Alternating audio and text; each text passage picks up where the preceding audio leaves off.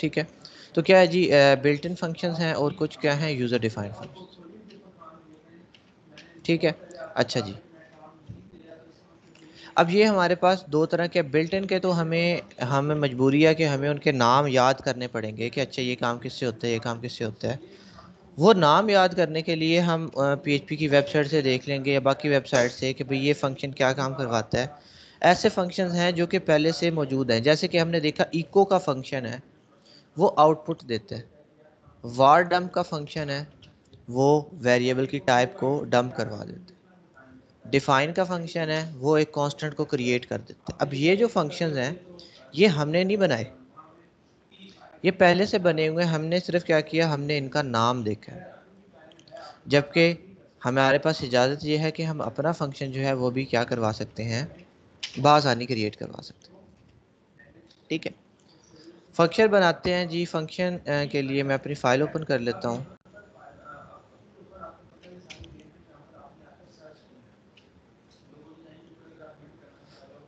HT docs, उसके अंदर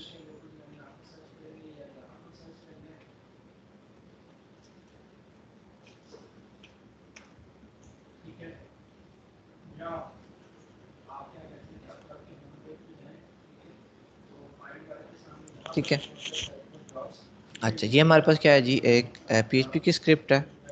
अब यहाँ पे हमने क्या कर लेना है, हमने फंक्शन बनाने की कोशिश करनी है। अब हमें पता लग गया है एक बात, कि जो बिल्ट इन है वो तो मैं बना नहीं सकता, उसका तो मुझे नाम पता होना चाहिए जो कि डेवलपर्स ने बनाया होगा। जो यूज़र डिफाइंड है वो क्या है, वो मैं हूँ, मैं खुद उसे बना के और फिर उसे कॉल करवा सकता हूँ।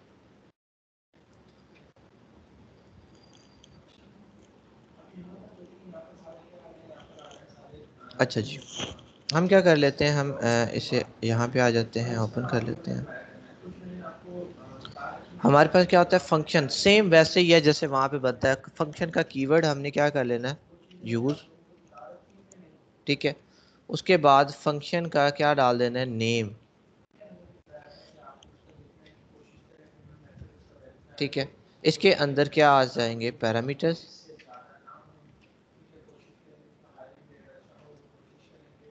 ठीक है, और यहाँ पे क्या आ जाएगा, बॉडी। और उसके बाद हमारे पास क्या आ जाएगी, फंक्शन कॉल, जो कि फंक्शन नेम से करवाई जाती है।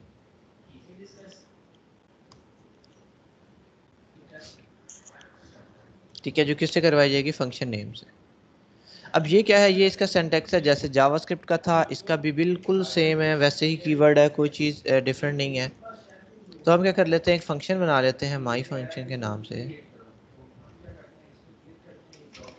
ठीक है, अब मैं क्या कर लेता हूँ, मैं इसके अंदर कोई भी छोटी सी चीज़ जो है वो ऐड कर देता हूँ, इको।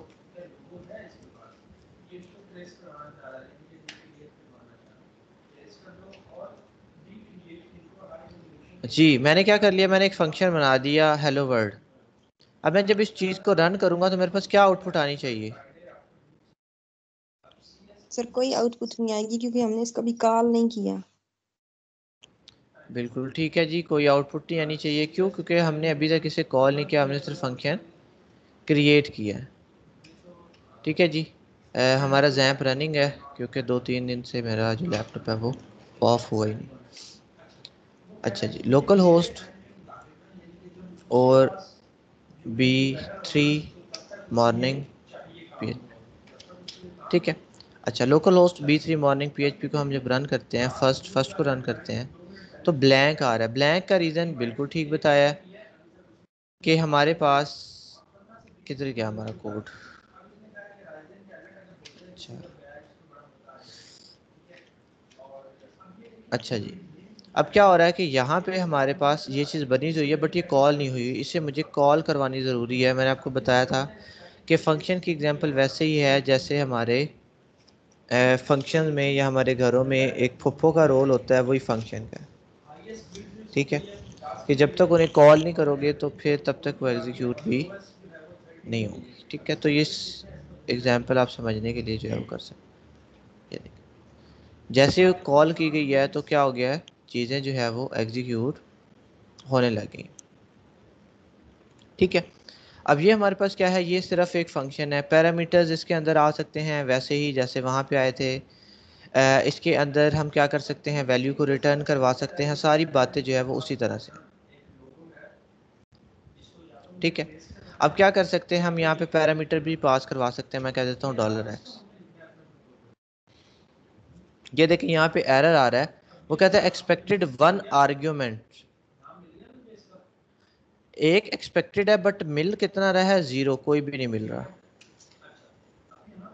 मैं क्या कह देता हूँ, यहाँ पे मैं कुछ भी भिजवा देता हूँ सिंपल। ठीक है, यहाँ पे मैं लिख सकता हूँ, या बल्कि हेलो भिजवाते हैं।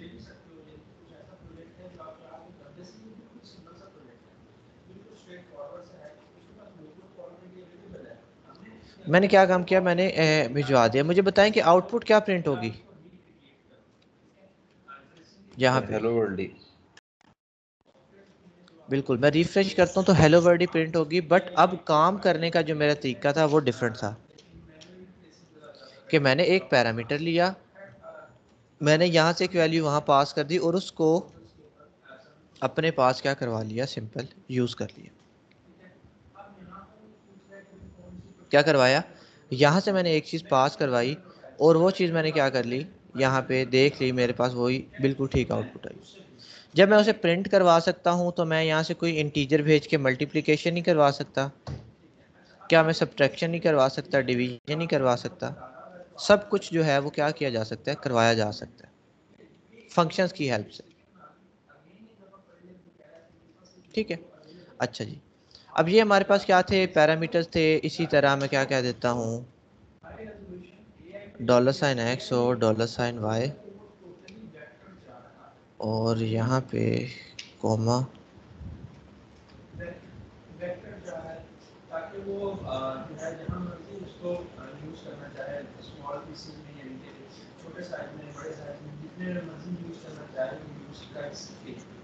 अच्छा जी, क्या करवा दिया जी हमने, $x $y।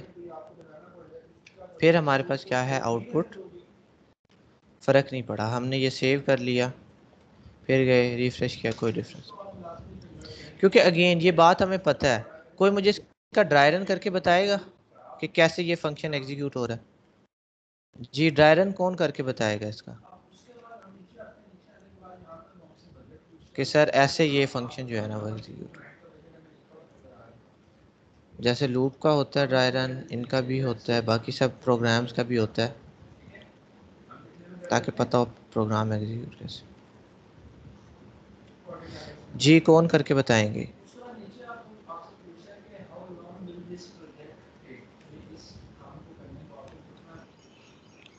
सर मैं ही बता देता हूँ। जी, नवीद हाशमी सिर्फ बताते हैं, बाकी सब क्या कर रहे होते हैं क्लास में, सिर्फ नवीद आते हैं पढ़ने, बाकी बस देखने आते हैं कि जी सुबह सुबह क्या होता है क्लास में, या क्या चल रहा है। आप सब लोगों ने नहीं करना काम जाके बाद में।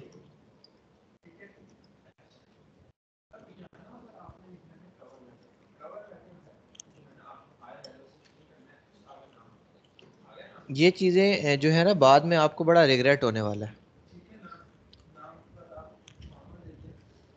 आप लोग बैठे होते हैं, टोटल 1 से 2 लोग हैं जो कि हैंड रेज कर रहे होते हैं। उनमें भी जो है मेजरली नवीद जो है वो हैंड रेज करके कहते हैं सर मैं बता देता हूँ बस। बाकी जो लोग हैं वो बस बैठे रहते हैं, देखते रहते हैं कि पता नहीं क्या चल रहा है क्लास में, ये क्या बातें हो रही हैं, कुछ भी समझ आ रही भी है या नहीं। तो कोशिश किया करें क्लास पार्टिसिपेशन करें, क्योंकि क्लास पार्टिसिपेशन करने से भी क्या होता है, आपके अंदर कॉन्फिडेंस आता है। अब आप लोग शायद छोटी छोटी चीज़ों को निगलेक्ट कर देते हो, बट हमें करना नहीं चाहिए, क्योंकि मेरा पर्सनल बिलीव है कि जो छोटी छोटी चीज़ें हैं, अगर आप वो करते जाते हो तो वही मिल के एक बहुत बड़ा जो है ना वो आउटकम देती हैं। अब आपको बज़ाहिर लग रहा होगा, मेरे हिसाब से तो क्लास पार्टिसिपेशन एक बहुत मेन चीज़ है। आपको लगता है कि बस ठीक है वो लोग बता रहे हैं तो हम चुप रहते हैं, क्या फ़र्क पड़ रहा है, कुछ भी नहीं।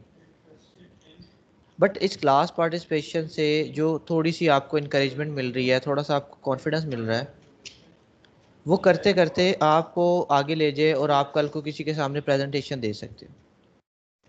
प्रेजेंटेशन से आप में कॉन्फिडेंस आया, आप चार बंदों के अंदर जो है वो बात कर सकते हो। उस कॉन्फिडेंस के बाद आते आते आप अपने डिसीजंस खुद ले सकते हो। हमारी आधी से ज़्यादा जो आवाम है ना, हमारी यूथ है, वो इसलिए नाकाम है क्योंकि वो अपने फ़ैसले खुद नहीं कर सकती। और जब इंसान अपना फ़ैसला करता है तो फ़ैसले करना ही इस चीज़ की पहचान होती है कि आप ग्रो कर रहे हो, आप इवॉल्व कर रहे हो। तो ये इतनी छोटी सी चीज़ है और ये कहाँ जाके लिंक करती है हमारी पूरी लाइफ के साथ। बट हमें ये चीज़ें नहीं समझ आती। हम समझते हैं कि शायद बस क्लास पार्टिसिपेशन तो लाइक बच्चे करते हैं, ठीक है, और बाकी हम तो बस चुप करके बैठे। ठीक है, जो चीज़ आती है कोशिश किया करें, पार्टिसिपेट करें। पिछले क्लासेस के अंदर हमारे जो शुरू के ज्वाइनिंग का टाइम होता था, मैं सबको टाइम देता था कि आप कुछ कुछ बात करें, कुछ कुछ बोलें। बट वही होता है, एक दो दिन जब ज़्यादा लोग होते हैं, कुछ लोग पार्टिसिपेट कर लेते हैं, उसके बाद सब कहते हैं कि क्या बात करें, हमारे पास तो कोई बात है ही नहीं। तो वो टाइम जो है वो भी फिर ख़त्म करना पड़ गया क्योंकि पार्टिसिपेशन जो है वो कम होती गई। बट ये चीज़ें हमें रियलाइज़ नहीं होती, बट इनका बड़ा इम्पैक्ट होता है। खैर कोई नहीं, इंशाल्लाह आपको रियलाइज़ होगा बाद में कभी। तो मैं तो यही उम्मीद कर सकता हूँ कि जल्द रियलाइज़ हो जाए क्योंकि आपका बेनिफिट है इसके अंदर। ठीक है, जी नवीद हाशमी, आप बताएं कि कैसे ये एग्जीक्यूट होगा। सर सबसे पहले जो फंक्शन डिफाइन हुआ है सर, वो डिफाइन तो हो गया लेकिन अभी रन नहीं होगा और ना ये ब्लॉक ऑफ कोड रन होगा। जी। हमारा प्रोग्राम जो है वो नीचे नीचे आ जाएगा सर, जहाँ पे फंक्शन कॉल हो रहा है। तो सबसे पहले वो इधर आएगा। जब फंक्शन कॉल होगा तो उसके बाद सर उसने देखा है कि उसके अंदर दो पैरामीटर हैं, या दो वैल्यूज़ हैं, जो कि जहाँ पर फंक्शन कॉल हुआ, जहाँ पर फंक्शन डिफाइन हुआ हुआ है, उसके अंदर वो वैल्यूज़ जो हैं वो एक्स और वाई के अंदर जो हमने डिफाइन किए हुए वेरिएबल्स, वहाँ पे ये दोनों वैल्यूज़ जो हैं वो स्टोर हो जाएंगी। उसके बाद सर उसके अंदर जो है फंक्शन के अंदर जो वाला जो कोड है वो रन होगा। जो इको है यानी वो प्रिंट करा रहा है, ये एक अनदर फंक्शन है जो कि प्रिंट करवाएगा, जो एक्स और वाई के वेरिएबल के अंदर जो वैल्यू स्टोर हुई है वो प्रिंट करवा देगा और उसके बाद ये प्रोग्राम एंड हो जाएगा। बिल्कुल ठीक है कि हमारे पास क्या होगा, लाइन बाय लाइन जब चीज़ें एग्जीक्यूट हो रही हैं, यहाँ पे आके उसकी प्रॉपर एग्जीक्यूशन नहीं होगी। क्यों? क्योंकि उसकी कॉल वो ढूंढेगा कि भाई इसे कॉल कहाँ जा रही है। जैसे ही उसे कॉल मिलेगी वो कहता है अच्छा यहाँ पे ये कॉल जो है वो अवेलेबल है। जैसे ही उसे कॉल मिलती है वो क्या करेगा, यहाँ पे एक्स में ये वैल्यू स्टोर करवा देगा और वर्ड की वैल्यू वाई में स्टोर हो जाएगी। ठीक है, और क्या होगा फिर उसके बाद उसके अंदर जो भी है एक्स और वाई आपने शो करवाया हुआ है, प्रिंट करवाया हुआ है, जो कुछ भी आपने करवाया हुआ है, आपके पास जो है वो आउटपुट सिंपल मिल जाएगी। इसी तरह हमने सम का लास्ट टाइम बना के देखा था, दो वैल्यूज़ भिजवाई थी और हमने क्या करवा दिया था, उन्हें बासानी जो है ना सम करवा के शो करवा दिया था। ठीक है, अब ये हमारे पास क्या चीज़ होती है, ये हमारे पास सिंपल क्या है जी, एक फंक्शन है जिसमें आर्ग्यूमेंट्स जो हैं वो पास हो रहे हैं, पैरामीटर्स जो हैं वो पास हो रहे हैं। इन्हें फंक्शन आर्ग्यूमेंट्स भी कहा जाता है, इन्हें फंक्शन पैरामीटर्स भी कहा जाता है। अब अगर मैं एक और छोटा सा काम करता हूँ, मैं यहाँ पे इसे x कर देता हूँ। ठीक है, इसे यहाँ से एक पैरामीटर को मिटा देते हैं और मैं यहाँ पे क्या करता हूँ, यहाँ पे इसे मिटा देता हूँ। इको की जगह मैं रिटर्न भी करवा सकता हूँ। ठीक है, अब यहाँ पे मैंने इसे रिटर्न करवाया है। रिटर्न करवाने के बाद मैं यहाँ पे जहाँ पे इसकी कॉल होती है वहीं पे वो चीज़ वापस आ जाती है। ठीक है, या चलें इसके लिए वो सम वाली एग्जांपल ले लेते हैं, शायद आपने वो की हुई है तो ज़्यादा अच्छे से समझ आ जाए। तो मैं क्या कर देता हूँ 5,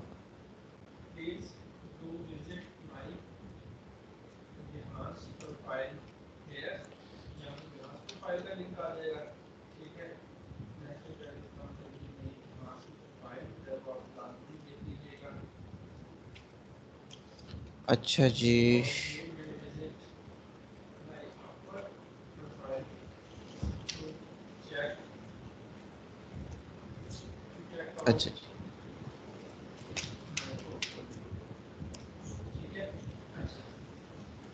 अब मुझे बताएं कि इस चीज़ के अंदर मेरी आउटपुट जो है वो क्या आएगी? 10 आएगी। 10 आएगी। आएगी सर। मैं देखता हूँ कैसे 10 आती है।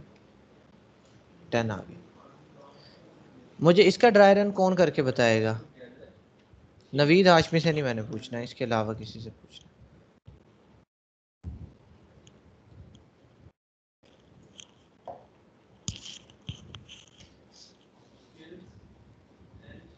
जी नजमा रईस बताएंगी जी कि ये चीज़ कैसे एग्जीक्यूट हुई है। मैं इसे यहाँ से कॉपी कर लेता हूँ और उधर ले लेता हूँ, यहाँ पे बताइएगा।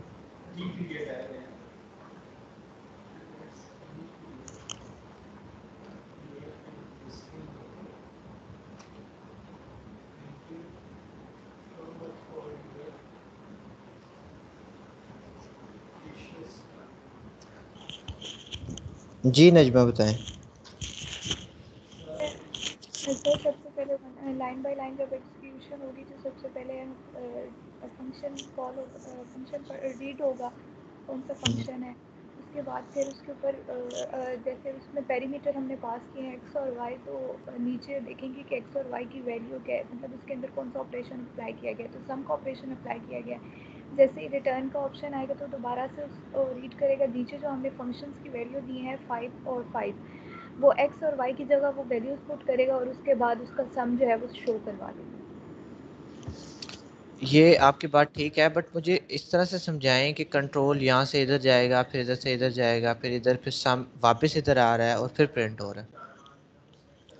ये तो ठीक है, ये तो हमें समझ आ गई। कंट्रोल कैसे चल रहा है? देखें, लाइन बाय लाइन कंट्रोल चलता है, बट जब फंक्शन आ जाती है, लूप आ जाता है, क्या तब भी लाइन बाय लाइन कंट्रोल चलता रहता है? जी नहीं सर।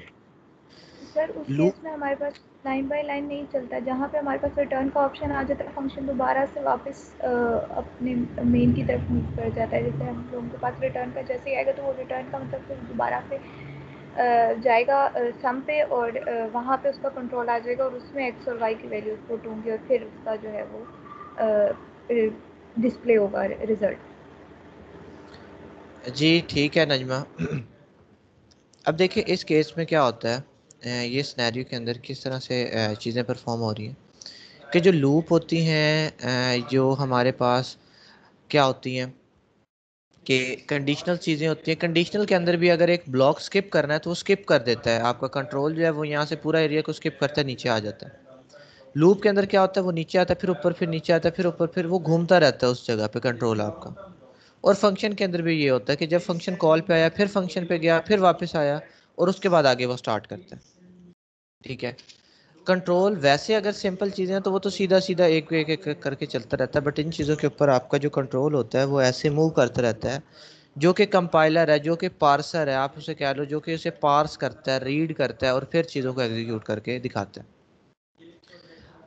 ये देखिए, जब भी जैसे ही उसका कंट्रोल यहाँ तक पहुँचता है ना, ऊपर वो देखता है उसे कोई चीज़ नहीं मिलती, उसे डायरेक्ट फंक्शन मिल जाता है। वो इसे 1 मिनट के लिए अभी रीड नहीं करता, वो यहाँ पे आता है। यहाँ पे आके उसे इको के अंदर माई फंक्शन, अब माई फंक्शन का पहले उसने रिजल्ट लेना है, उसके बाद उसने इको करवाना है, क्योंकि अभी तक माई फंक्शन का रिजल्ट नहीं है। जैसे ही उसे माई फंक्शन मिलता है, वो यहाँ से कंट्रोल लेके वापस यहाँ पे आ जाता है। फिर आगे देखता है कि पैरामीटर, वो कहता है 5 एक्स में और फिर 5 वाई में। अब उसने इसके अंदर ये स्टोर कर दिया, फिर वो क्या करता है, इसे यहाँ से वैल्यूज उठा के यहाँ पे लेके आता है और उसके बाद अंदर रीड करना शुरू करता है। वो कहता है कि नया वेरिएबल बन रहा है, वो बना देता है। वो कहता है 5 एक्स में क्या स्टोर है 5 और वाई में क्या स्टोर हो गया था 5, जो कि नीचे से वैल्यूज आई। क्योंकि अगर पहले ही कंट्रोल यहीं से चल जाएगा तो यहाँ पे तो एक्स और वाई की तो कोई वैल्यू ही नहीं है, ऐड क्या होगा? मतलब पहले वो नीचे से 5 को देख रहा है, तभी तो ऊपर जाके वैल्यूज रखवा रहा है ना। अगर पहले ही वो ये चीज़ एग्जीक्यूट कर दे तो उसे क्या पता एक्स में क्या चीज़ है, क्योंकि अभी तक तो उसे पता ही नहीं है कि नीचे कोई 5 इन्होंने रखवाया हुआ कि नहीं। ठीक है, तो ये चीज़ है। अच्छा, अब फिर उसने क्या किया, 5 5 रखवा दिया, यहाँ पे भी 5, यहाँ पे भी 5, उन्हें ऐड अप करके उसने किस में कर दिया, सम में असाइनमेंट। अब सम यहाँ तक जनरेट हो चुका था, सम के अंदर क्या आ चुका था, 10 और सम। अब हमने यहाँ पे सम को यूज नहीं किया, हमने सम को यहाँ से थ्रो करवाया बाहर। जैसे ही हमने सम को थ्रो करवाया, सम जो पूरा का पूरा है वो यहाँ से निकला और आके इस पूरे के अंदर स्टोर हो गया।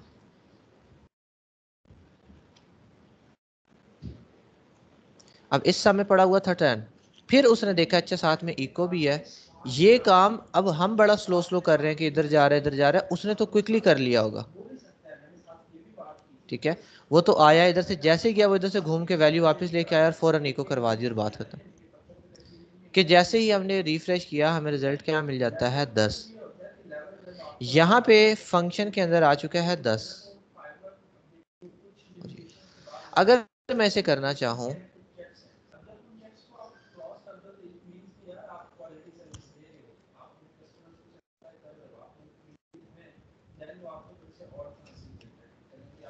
क्या ये चीज मैंने ठीक लिखी है या गलत है?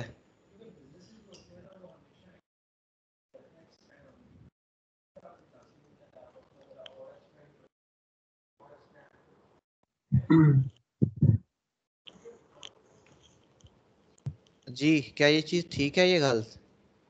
ठीक है सर, पर प्रिंट कुछ भी नहीं होगा।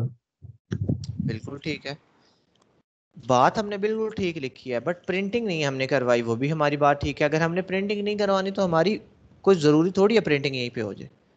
मैं इसके नीचे इफ़ लगा सकता हूँ और रिटर्न। आप एक फंक्शन से कोई कैलकुलेशन भी तो ले सकते हो कि फंक्शन किसी के रिमेनिंग बैलेंस जो है ना वो चेक करता है, यानी कि जितनी भी ट्रांजैक्शन हुई हैं उसके बिहाफ पे जो उसका रिमेनिंग बैलेंस है ना वो चेक करता है। अगर रिमेनिंग बैलेंस थोड़ा है तो उसे एक रिमाइंडर चला जाए या कंडीशन चली जाए, वो सारा कुछ चेक करवा सकते हैं। तो अब यहाँ पे ये जो सम जो है वो घूम फिर के वापस आया है, मैंने स्टोर करवा दिया रिटर्न में। या मैं कह देता हूँ सम फ्रॉम फंक्शन भी कह सकता हूँ, जो भी आपको, ताकि आपको पता लगता रहे कि ये वो सम है जो वहां से वापस आया और मैंने इस वेरिएबल में स्टोर करवा दी। ठीक है, मैं इसे सम आर लिख रहा हूँ कि सम रिटर्न, आर से मुराद रिटर्न कर। उसके बाद में इसे यहाँ पे भी तो यूज़ कर सकता हूँ, डॉलर साइन सम आर जो लेस देन है अगर वो 10 है तो। ठीक है, इको करवा दो।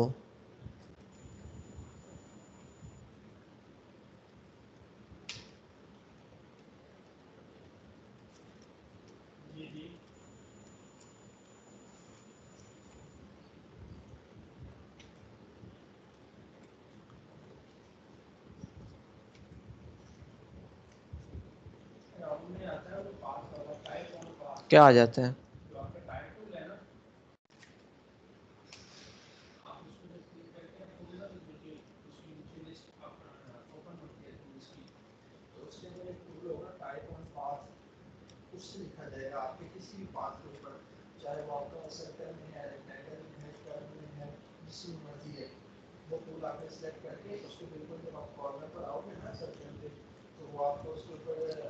मेरे पास क्या चीज़ प्रिंट होनी चाहिए? सर एक तो 10 प्रिंट होगा और एक एल्स वाली जो स्टेटमेंट है सर ये वाली प्रिंट होगी, sum return from function is greater than और इक्वल टू 10। ठीक है, एक सम प्रिंट होगा और एक ये। जी, और कोई बताना चाहे?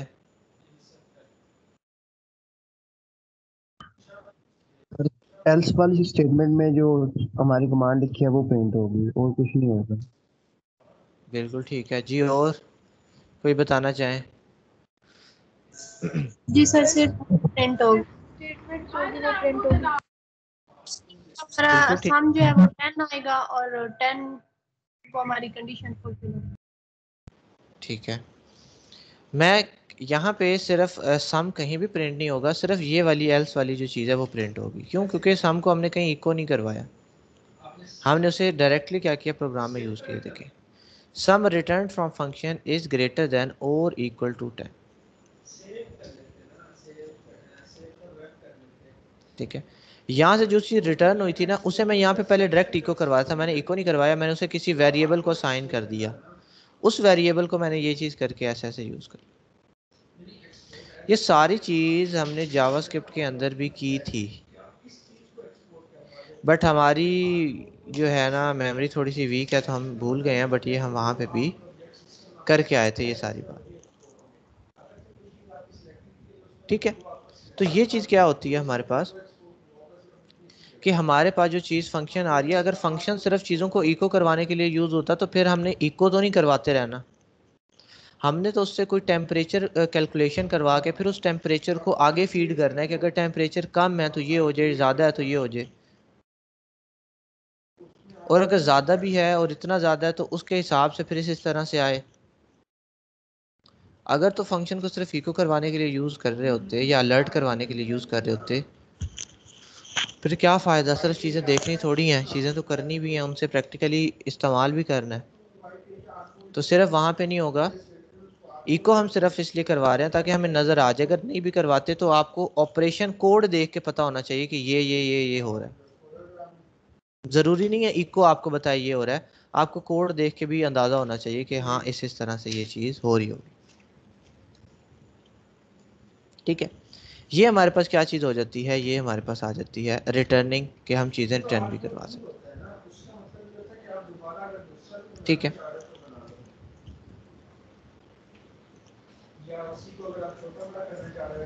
अब मैं क्या कर लेता हूँ, सपोज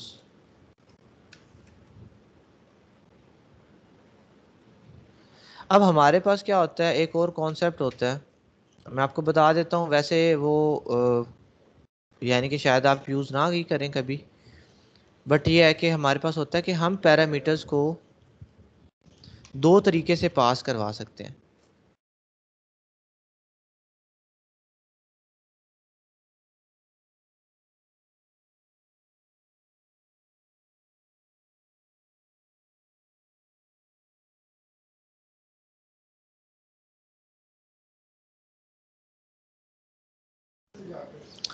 जी आवाज़ आ रही है आप सबको? जी सर। जी सर। अच्छा, मैं स्क्रीन शेयर करता हूँ दोबारा।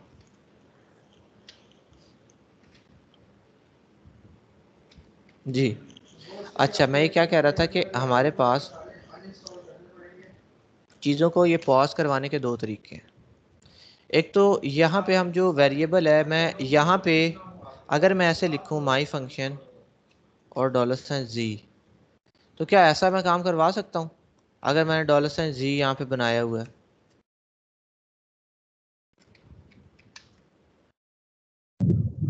यस सर, बना सकते हैं। ठीक है, ये काम मैं कर सकता हूँ, बिल्कुल कर सकता हूँ, क्योंकि ये बेशक मैं यहाँ पे सिंपल वैल्यू पास कर दूँ कोई वेरिएबल। इसको यहाँ से पास करने के भी दो तरीके होते हैं। एक होता है pass by argument, sorry pass by reference, और एक होता है पास बाय वैल्यू या पास बाय कॉपी।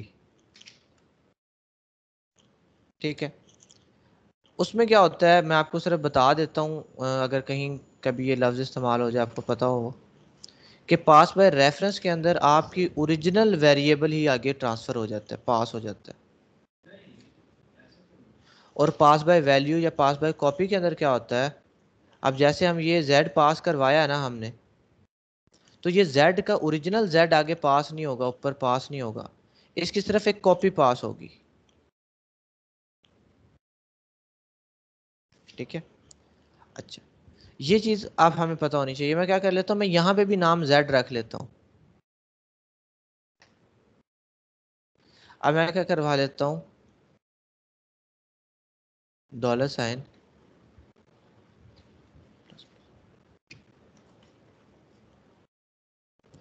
क्या ये वाला z और ये वाला z सेम है? नो सर, अलग अलग बिहेव कर रहे हैं दोनों। दोनों अलग अलग हैं। ये मेरा बाहर है, वो मेरा फंक्शन के अंदर है। ठीक है, ये भी पता होना चाहिए मुझे कि दोनों अलग अलग हैं। बस मैंने सेम नाम रखे हैं, बट ये दोनों बेशक स्मॉलर हैं, बट इनका स्कोप डिफरेंट हो चुका है। खैर, मैं अभी स्कोप की भी बात करता हूँ। अब मैं ये इसे यहाँ पे भेजा है ना, इस तरह से माई फंक्शन ने ये करवा दिया। उसके बाद मैं क्या करवा देता हूँ, इको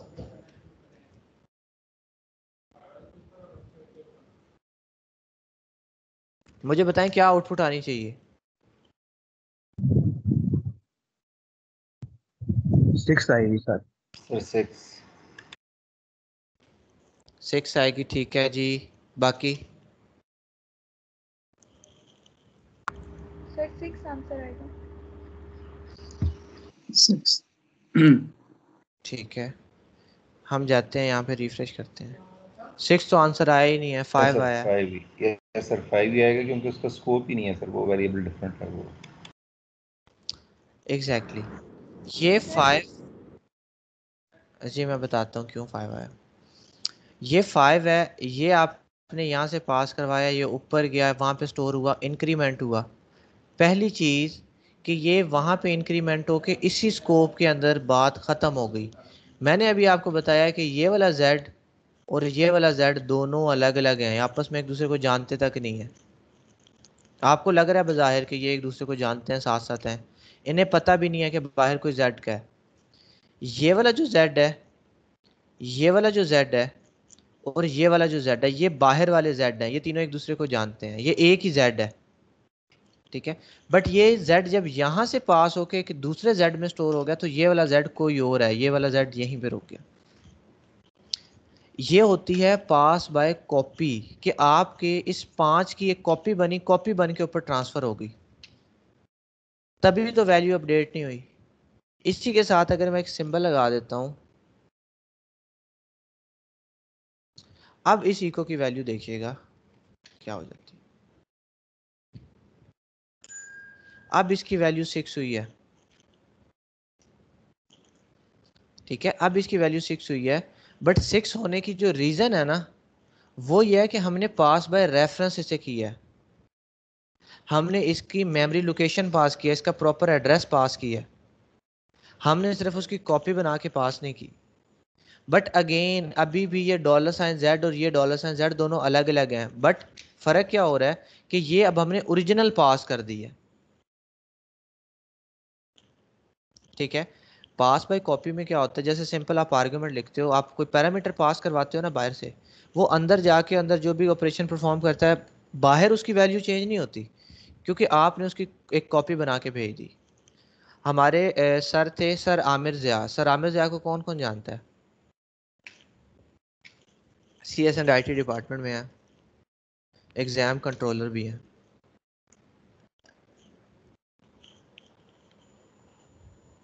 जी, इस तरह मुकद्दर जानती हैं और कोई भी नहीं जानता सर आमिर ज़िया को?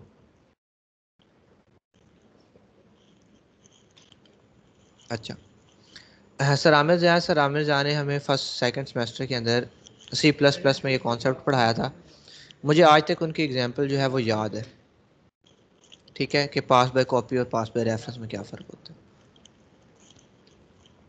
ठीक है, क्या होता है इसमें, उन्होंने हमें एक एग्जांपल दी थी कि देखें, आपने अगर एग्ज़ाम्स जो है ना, वो एग्ज़ाम्स कह रहा हूँ, आपकी ट्रांसक्रिप्ट है, आपका रिजल्ट कार्ड है। ठीक है, अब आप क्या करते हो, आपने उसे किसी चीज़ के लिए भेजना है, अटेस्टेशन के लिए भेजना है। आप क्या करोगे, आप उसकी एक फ़ोटोकॉपी करवाते हो, अटेस्टेशन के लिए भेज देते हो, जो अटेस्ट करने वाला है वो उसे टेस्ट करता है, आपको वापस दे देता है। आपके पास जो ओरिजिनल चीज़ थी उसकी सिर्फ कॉपी आगे गई है, अटेस्टेड हुई है, जो भी एक्शन परफॉर्म हुआ है वो कॉपी पे हुआ है, ओरिजिनल पे नहीं हुआ। ये है pass by copy. Pass by reference में क्या होता है कि आपकी ओरिजिनल है, आप अपनी ओरिजिनल डिग्री को अटेस्ट करवाने के लिए भेज देते हो। अब क्या होगा कि आपकी ओरिजिनल चीज़ अपडेट हो चुकी है। अब आप अगर उसकी दोबारा जो है कॉपी लेने की कोशिश करोगे तो अटेस्टेशन उस कॉपी पे पहले से हुई हुई है। क्यों? क्योंकि आपने ओरिजिनल वैल्यू के ऊपर, ओरिजिनल डिग्री के ऊपर सिग्नेचर करवा लिए, स्टैम्प करवा लिए। यही इसका फ़र्क है छोटा सा, कि पास बाय रेफरेंस और पास बाय कॉपी। इसे मैं ये मिटा देता हूँ, देखें चीज़ें अपडेट नहीं होगी। बाहर वाला बाहर रहेगा, अंदर वाला अंदर रहेगा। सिर्फ इससे एज अ रेफरेंस सेंड करने से चीज़ें चेंज हो जाती। खैर इसका इतना ज़्यादा यूजेज जो है जब हम कॉम्प्लेक्स चीज़ें बना रहे होंगे तो तब शायद हो सकता है, बट एज सच अगर हम पास बाय कॉपी भी करवा लेते हैं, वेरिएबल के नेम अलग अलग ले लेते हैं, तो तब भी कोई इशू नहीं। ठीक है, इससे ज़्यादा बेहतर तरीके से समझने के लिए मैं स्कोप की बात करता हूँ कि स्कोप कैसे होते हैं जी। ठीक है, स्कोप का हमें पता है, मैं कोशिश करता हूँ कि स्कोप वाली बात मैं यहाँ से कर लूँ कि किस किस तरह के स्कोप जो हैं हमारे पास। वेरिएबल, अच्छा जी, वेरिएबल स्कोप। पहले मुझे बताएं स्कोप होती क्या चीज़ है।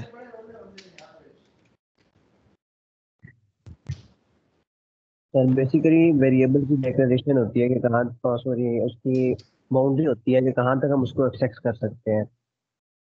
हाँ बिल्कुल ठीक है, कि स्कोप बेसिकली उसकी उसका यूजेज है कि उसकी इख्तियार कहाँ तक है, उसकी एक्सेस कहाँ तक है, वो कहाँ तक काबिल कबूल है। ठीक है, अब यहाँ पे वो स्टैटिक कहता है variable declared anywhere in the script in PHP, वो कहता है कहीं भी आप बना सकते हो। ठीक है, ठीक है। अच्छा, वो कहता है इसकी तीन टाइप्स हैं, एक लोकल होते हैं, एक ग्लोबल होते हैं और एक स्टैटिक होते हैं, और यहाँ पे एक सुपर ग्लोबल भी है। बट सुपर ग्लोबल कोई एज सच टाइप नहीं है, वो पहले से बने बनाए हैं। वो मैं अपना सुपर ग्लोबल नहीं बना सकता, मैं बने बनाए को यूज़ कर सकता हूँ। बट मेरे पास किस तरह के हैं, वो कहता है तीन तरह के। ठीक है, local, global, static. Super global भी है बट वो मैं खुद नहीं बना सकता, वो बने बनाए हैं, मैंने उन्हें ही इस्तेमाल करने की कोशिश जो है वो कर लेनी।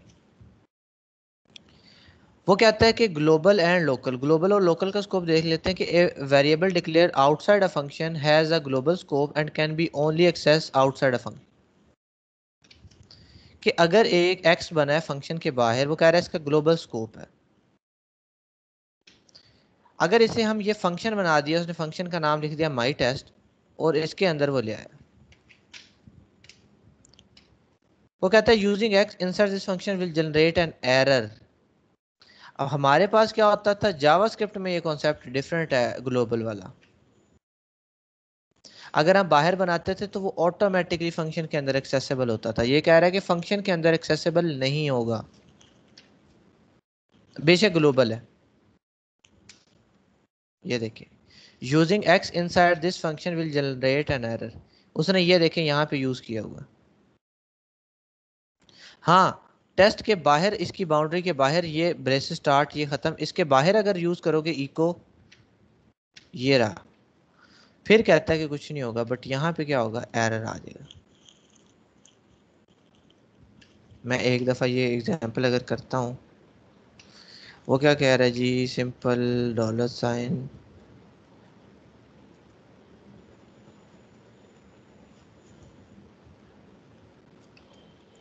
कोई भी ले लेते हैं,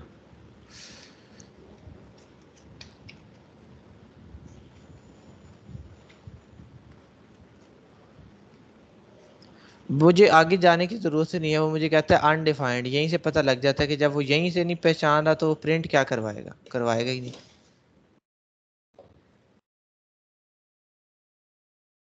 हाँ, इसके बाहर ज़रूर करवा लेगा, हालांकि ये तो ग्लोबल था। ये देखिए, ये बाउंड्री के बाहर था, हमने कहा था ग्लोबल वाले इसके अंदर भी एक्सेसिबल होते हैं जावास्क्रिप्ट के अंदर। यहाँ पे भी करवा ज़रूर सकते हैं, बट उसकी टेक्निक थोड़ी सी डिफरेंट है, वो आगे हम देखते हैं क्या टेक्निक है। अच्छा, वो क्या कहता है, a variable declared within a function has a local scope and can be access within the function. वही कि $x इज इक्वल टू 5, ये जो जनरेट हुआ ये लोकल स्कोप का, सिर्फ फंक्शन के अंदर अंदर यूज होगा, फंक्शन के बाहर इसे कॉल करोगे इसे कोई भी नहीं जानता। इस तरह से इसे मैंने अंदर बनाया, मैं फंक्शन को कॉल भी कर लेता हूँ, उसके बाद मैं क्या करवा देता हूँ, इको करवा देता हूँ, क्या आउटपुट आनी चाहिए मेरे पास, सर कुछ भी शो नहीं होगा। कुछ भी शो नहीं होगा क्योंकि ये एक्स है ही नहीं बाहर। अंदर एक्स है बट वो कोई और है, हालांकि बेशक स्मॉल है, ये भी स्मॉल है। केस सेंसिटिविटी वाला सिनेरियो नहीं है ये कि आप कहें कि सर केस सेंसिटिविटी की वजह से, केस सेंसिटिविटी वाले सीन ही नहीं है, ये स्कोप का सीन है कि ये लोकल है यहाँ पे, ये है ही नहीं। ठीक है, किधर गया हमारा ब्राउज़र, ये रहा।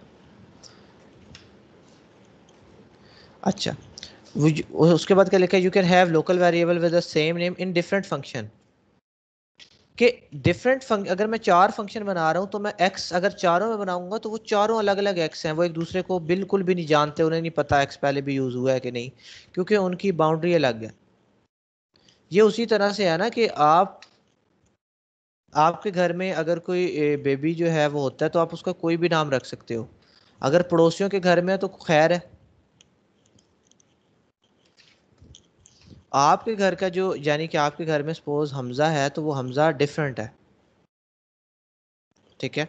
अगर हमारे घर में कोई हमजा है तो वो हमजा डिफरेंट है, क्यों? क्योंकि इससे फ़र्क नहीं पड़ता कि कितने घरों में कोई हमजा है, कोई नवीद है, कोई आतिफ है, क्योंकि वो सारे अलग अलग हैं। कोई न्यू बॉर्न बेबी होता है तो कोई भी उसका नाम आतिफ रख सकता है, ठीक है। तो आपस में इनका कोई लिंक नहीं है, इस आतिफ का उस आतिफ के साथ कोई लिंक नहीं है। ये नहीं है कि एक दफ़ा आतिफ रख दिया तो अब किसी का नाम आतिफ हो ही नहीं सकता, ऐसा नहीं। वो यही बात कर रहे हैं कि फंक्शन के अंदर वेरिएबल एक्स बना लिया, फिर एक और फंक्शन बनाया उसमें भी वेरिएबल एक्स, फिर एक और फंक्शन उसमें भी, तो कहता है इससे कोई फ़र्क नहीं पड़ेगा। और वाकई भी हमें भी इस चीज़ का पता है कि फ़र्क नहीं पड़ेगा, क्योंकि सारे फंक्शन अलग अलग। क्यों कह रहा है? Because local variables are only recognised by the function in which they are declared, कि वो सिर्फ उधर ही पहचाने जाते हैं जहां वो डिक्लेयर होते हैं। ये पूरी क्या कहलाती है? ये फंक्शन को डिक्लेयर करना कहलाता है। वो कहता है PHP global keyword, the global keyword is used to access a global variable from within a function. कि ग्लोबल अगर कीवर्ड हम यूज करेंगे तो हम उसे रेफर कर रहे होंगे कि भाई हम $x की जो बात कर रहे हैं ना वो ग्लोबल वाला है, कि हम ये जो $x की बात कर रहे हैं ये ग्लोबल वाला है। अगर मैं यहाँ पे $x लिख लेता हूँ,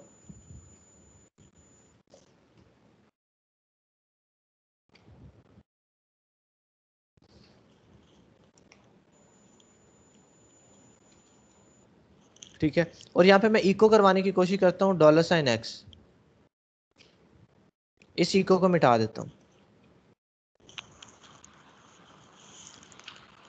अच्छा, मैंने क्या कि इस इको को मिटा देता हूँ, तो अभी मेरे पास क्या आउटपुट आनी चाहिए?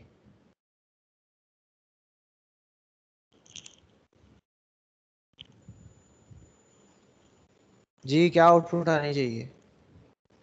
लेकिन अभी तो हम बात कर रहे थे जो हमारे पास फंक्शन के बाहर हमारे पास कोई भी वेरिएबल होता है वो फंक्शन के अंदर हम शो नहीं करवा सकते। बिल्कुल ठीक। अब ये ग्लोबल तो है, इसका स्कोप तो ग्लोबल ही है, पर PHP के अंदर ये फंक्शन के अंदर जो है वो एक्सेसिबल नहीं होगा, ये नहीं चलेगा। वो कहता है अनडिफाइंड। आप बेशक इसे रन करके देख लो, एरर। इसे बताने के लिए कि मैं उसकी बात कर रहा हूँ, मुझे यहाँ पे आके से कहना पड़ेगा कि मैं ग्लोबल वाले की बात कर रहा हूँ भाई। उसके बाद मैं इसे इको करवाता हूँ $x। अब मेरे पास क्या आ जाएगी? आउटपुट आ जाएगी कि भाई मैं ग्लोबल वाले की बात कर रहा हूँ, ग्लोबल का कीवर्ड मुझे यूज करना पड़ेगा, वो फिर उसे रेफर होगा कि हाँ ये तो ग्लोबल वाले की बात कर रहा है। क्या हो जाएगा? चीजें प्रिंट हो जाए, जैसे $x is equal to 5, $y is equal to 10। वो कहता है ग्लोबल x ग्लोबल y, यानी कि उसने कहा कि भाई ये वाले एक्सेस करवाने हैं, इसके अंदर फंक्शन के अंदर एक्सेस करवाने के लिए ग्लोबल का कीवर्ड यूज करना पड़ेगा। फिर उसके ऊपर कोई भी ऑपरेशन परफॉर्म हुआ, फिर यहाँ पे दोबारा डिक्लेयर करने की ज़रूरत नहीं है x और y दीजिए। वो कहता है आउटपुट 15। यहाँ से y की वैल्यू क्या हो रही है? अपडेट हो रही है। मैं अगर ये स्क्रिप्ट कॉपी करता हूँ, आपको अपने पास ले जाके रन करके दिखाता हूँ, वैसे तो वहाँ पे भी रन हो जाती, बट चले हम यहाँ पे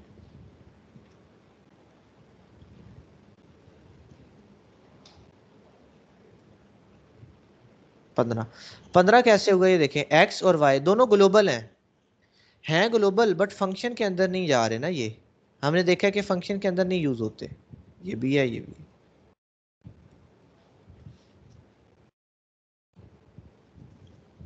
फंक्शन बना लिया माई टेस्ट के नाम से, उसको कह दिया भाई हमने जो एक्स वाई यूज करना है वो हमने ग्लोबल वाले करने हैं, उसके लिए ग्लोबल का एक कीवर्ड यूज कर लिया, एक्स और वाई ये दोनों लिख लिए कि ग्लोबल एक्स ग्लोबल वाई, ताकि दोनों इसके अंदर एक्सेसिबल रहें। वाई की वैल्यू में कर दिया $x प्लस वाई, एक्स में क्या पड़ा था 5, वाई में 10, एक्स प्लस वाई 15 असाइन हो गया वाई को।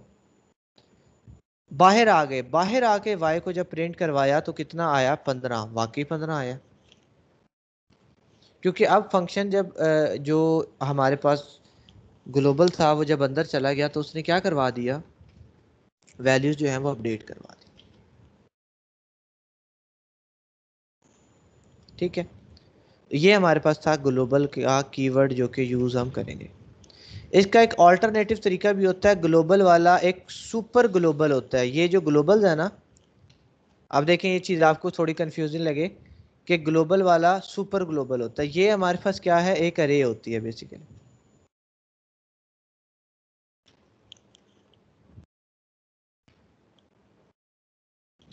ठीक है, इसके इंडेक्सेस के ऊपर क्या हो जाती है, ये चीज़ स्टोर हो जाती है इस तरह से, एक्स वाई।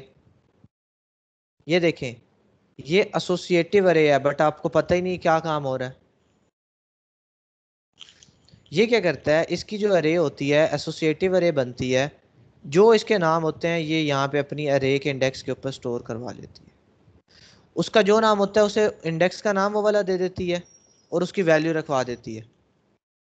यानी कि आपने जो वेरिएबल का नाम रखा होगा उस नाम को अपने अंदर की बना लेगी ग्लोबल की अरे, और उसकी वैल्यू वो होगी जो कि आपने रखवाई हुई है। अब आप में से किसी को ये बात समझ नहीं आ रही कि मैं क्या बात कर रहा हूँ, की बना लेगी क्या, क्योंकि आपको पता ही नहीं एसोसिएटिव अरे क्या होती है, इसीलिए समझ ही नहीं आ रही सर ये पता नहीं कहा क्या आपने कहा की बना लेती है, क्योंकि आपको ये नहीं पता की क्या होती है। पहली बात आपको की का नहीं पता, दूसरी बात आपको ये नहीं पता कि की वाली अरे को प्रिंट कैसे करवाया जाता है। ठीक है, अब वो यूज कर रहा है ये, अब वाई, ये वाई क्या है, ये वाई की है, ये बनी कैसे, ये वाली वाई उसने ऑटोमेटिकली एज अ की स्टोर करवा ली, बट आपको ये बात भी नहीं पता कि ये क्या लिखा हुआ है, फिर ये क्या लिखा हुआ है। क्यों, क्योंकि आपको मैंने जब यहाँ पे अरेज का कहा था तो आप में से किसी ने सर्च करने की जहमत नहीं की, इसीलिए अब समझ नहीं आ रहा, और मैं भी ज़्यादा नहीं समझाऊंगा क्योंकि बस ठीक है, नहीं आ रहा तो क्या कर सकते हैं, जब काम करना ही नहीं है तो हम क्यों जो है पीछे आपके पड़े रहेंगे, भाई काम कर लें। ठीक है जी, अच्छा उसके बाद आ जाता है स्टैटिक कीवर्ड। स्टैटिक कीवर्ड आ जाता है, स्टैटिक कीवर्ड क्या कहलाता है जी, अब वो किसी वेरिएबल की वैल्यू डिस्ट्रॉय नहीं करता। एक फंक्शन है, फंक्शन के अंदर एक वेरिएबल बनता है, जब आप उसे यूज कर ले तो वो वेरिएबल डिस्ट्रॉय हो जाता है, खत्म हो जाता है, क्योंकि वो लोकल है ना, वो बना उसने काम किया और खत्म, ग्लोबल तो है नहीं कि भाई मेंटेन रहेगा। हम स्टैटिक की मदद से उसे डिस्ट्रॉय होने से बचा सकते हैं। डिस्ट्रॉय होता हुआ हमें नजर तो नहीं आता कि भाई डिस्ट्रॉय हो रहा है, बट जब उसका काम खत्म हो जाता है वो मेमोरी में से रिमूव हो जाता है। जब आप दोबारा फंक्शन कॉल करते हो वो दोबारा बनता है, दोबारा काम परफॉर्म करता है और फिर खत्म। हमें ये चीज़ फील नहीं होती, बट ये चीज़ ऐसी हो रही होती है कि सर्वर उसे उसी टाइम पे बनाता है, काम करवाता है और उसके बाद ख़त्म, डिस्ट्रॉय हो जाता है। वो वेरिएबल बना नहीं रहता हमेशा। स्टैटिक से हम क्या करवा सकते हैं, उस वेरिएबल की वैल्यू को प्रिजर्व रख सकते हैं कि भाई ये डिस्ट्रॉय ना हो। कैसे, अब ये देखें, normally when a function is completed या executed all of its variables are deleted, क्या हो जाते हैं, डिलीट हो जाते हैं, डिस्ट्रॉय हो जाते हैं। However, sometimes we want a local variable not to be deleted. हमें कभी कभार जरूरत पड़ जाती है कि लोकल वेरिएबल डिलीट ना हो। We need it for a further job, हमें फर्दर जॉब के लिए उसकी जरूरत पड़ सकती है। To do this, use this static keyword when the first declaration of the variable. जब वेरिएबल बना रहे हो साथ स्टैटिक का कीवर्ड लगा देना। कैसे? मैं यही कॉपी करता हूँ, मैं आपको समझा देता हूँ कि ये कैसे वर्क कर रही है।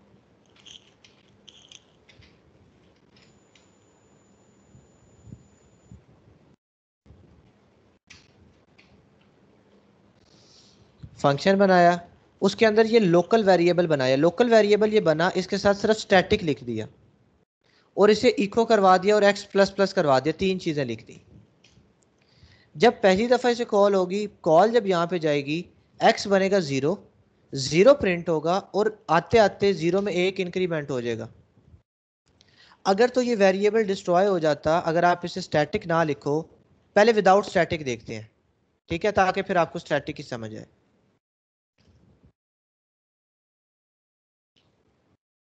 मुझे बताएं आउटपुट क्या आएगी यहाँ पे?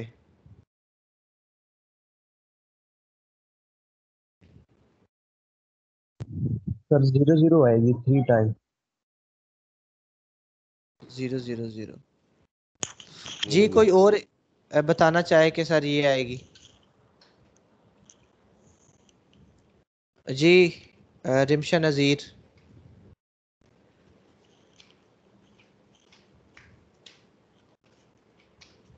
क्या आएगी वैल्यू? जी शकीबा अरूज।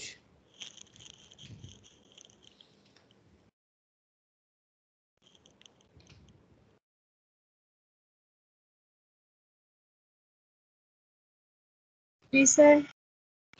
जी क्या वैल्यू आएगी यहाँ पे? आउटपुट क्या आएगी हमारे पास?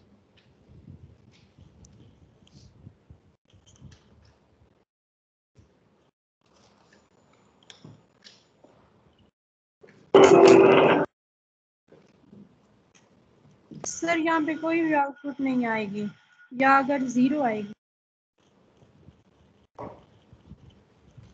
सर ठीक है, हमें, हम इसे क्योंकि नीचे वो जी क्या नीचे?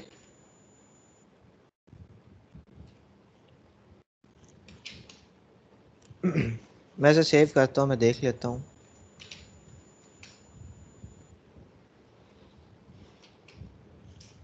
ज़ीरो ज़ीरो ज़ीरो 3 दफ़ा 0 प्रिंट हो गया। रीज़न क्या है जी? कि जब भी ये बनता था वो जाता था, फिर x बनता था, उसे फिर x में इंक्रीमेंट होकर यहाँ पे x 1 होता था, पर जैसे ये फंक्शन ब्रेक होता था ना, ये 1 डिस्ट्रॉय हो जाता था, डिलीट हो जाता था। फिर जाता था, फिर वो एक दफ़ा 0 बनाता था, फिर उसे 1 करता, फिर उसे 0 को प्रिंट करता था, जैसे ही 1 करता था वो 1 डिलीट। स्टैटिक करने से ये 1 डिलीट नहीं होगा, अगली दफ़ा जाके वो दोबारा इसे इनिशियलाइज नहीं करेगा, वो देखेगा कि हाँ क्या इस नाम की कोई चीज़ पहले मौजूद है, क्या x पहले कोई लोकल बनाया था। अगर तो स्टैटिक होगा तो वो इसे डिलीट नहीं होने देगा। अब बताएं क्या आउटपुट आएगी?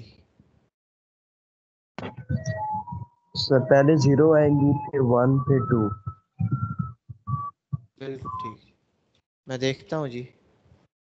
पहले 0, फिर 1, फिर 2। रीज़न क्या है? क्योंकि अब वो स्टैटिक की वजह से वेरिएबल डिस्ट्रॉय नहीं हो रहा, डिलीट नहीं हो रहा, इसीलिए क्या हो रहा है, वो हमारे पास आ रही है। स्टैटिक का ये काम है। लोकल का आपको पता लग गया, ग्लोबल का आपको पता लग गया। ग्लोबल के साथ ग्लोबल यूज़ जब करना है विद इन फंक्शन, ग्लोबल का कीवर्ड यूज़ कर लेना है एक दफ़ा कि भाई हम ग्लोबल की बात कर रहे हैं, ठीक है, फिर आपने काम करवाना है। जी मुझे बताएं, यहाँ तक स्कोप की समझ आ गई है सबको? जी सर। Yes sir. जी सर।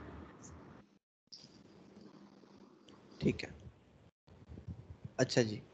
उसके बाद हम एक और कॉन्सेप्ट चले पढ़ लेते हैं। हमारे पास एक कॉन्सेप्ट होता है ये सुपर ग्लोबल्स का।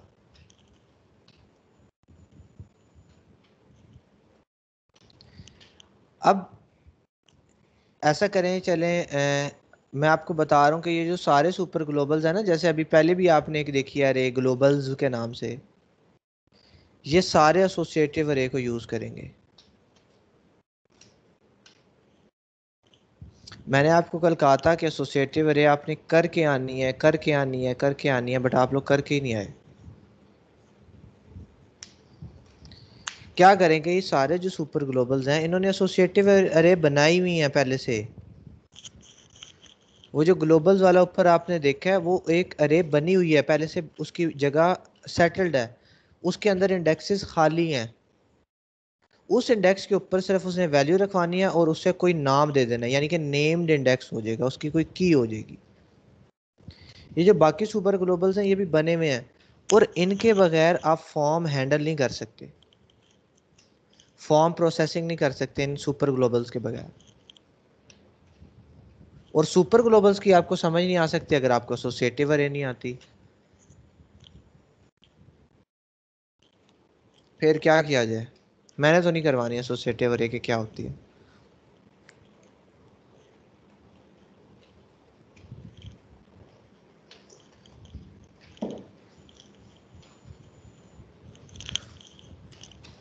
एक छोटा सा आपको डेमो देता हूँ।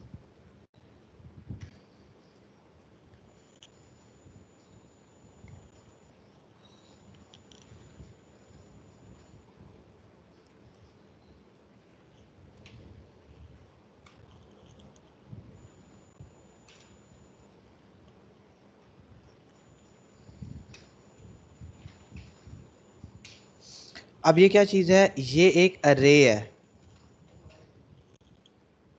और ये अरे कौन सी वाली है? ये अरे एसोसिएटिव अरे है। अब मैंने सिर्फ उसका नाम लिखा है कि वेरिएबल का नाम। अब वो वेरिएबल कौन सा है? बेसिकली वो एक अरे है, और अरे कौन सी वाली है? वो सुपर ग्लोबल है। ये देखिए, ये ग्लोबल, इसी का जिक्र हुआ था ना अभी ग्लोबल्स वाले का, यहाँ पे अभी जो हमने कहाँ पे किया था, ये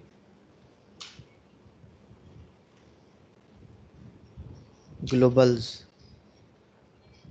कैप्स के अंदर ये सारा इसी का जिक्र हुआ था ना।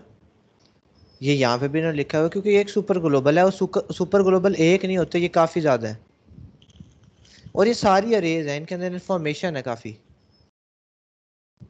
कुछ खाली अरेज होती हैं, जैसे जैसे हम काम करवाते हैं वो खुद ब खुद उधर डाटा रखते जाते हैं, और जैसे ये सर्वर है इसके ऊपर तो पहले से इंफॉर्मेशन पड़ी हुई है।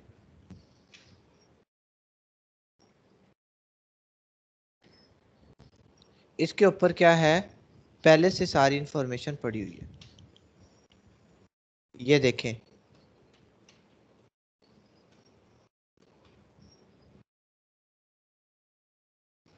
ये इतनी इंफॉर्मेशन जो है ये इस पे ऑलरेडी स्टोर्ड है।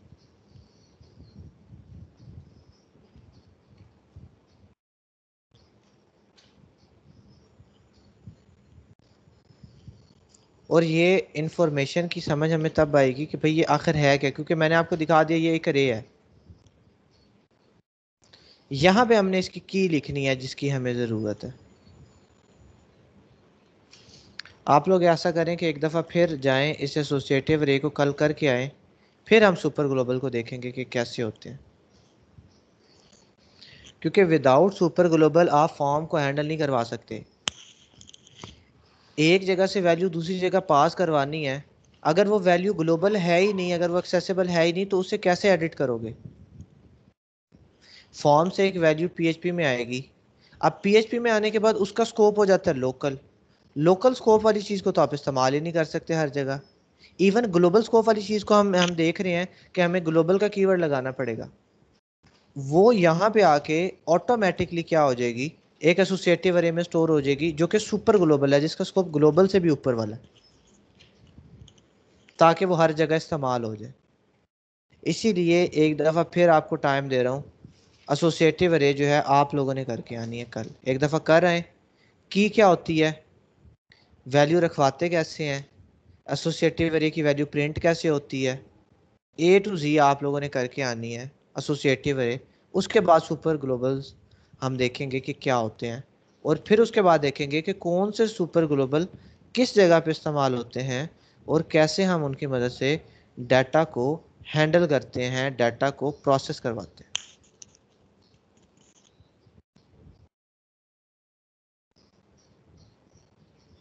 ठीक है जी, ये करके आए, और हो सकता है कल का लेक्चर हमारा शायद लंबा चला जाए, या शायद हम एक ही लेक्चर में चीज़ें ज़्यादा कवर अप कर लें, बट ये है कि आप लोगों ने ये चीज़ करके आनी है। ठीक है जी, कर आएंगे साथ। जी सर, इंशाल्लाह। इंशाल्लाह सर। ठीक है जी सर। जी, इंशाल्लाह ऐसे कह देते हैं जैसे अभी करने बैठ जाएंगे और लेक्चर ख़त्म होना है, फिर भूल जाना है कि पता नहीं कुछ कहा था, नहीं कहा था, ये था वो। ठीक है, नहीं सर, अभी करने लगे हैं इंशाल्लाह ना। सिर्फ और सिर्फ मैं रिकॉर्डिंग जो है वो बंद कर देता हूँ, सिर्फ आपने एसोसिएटिव अरे को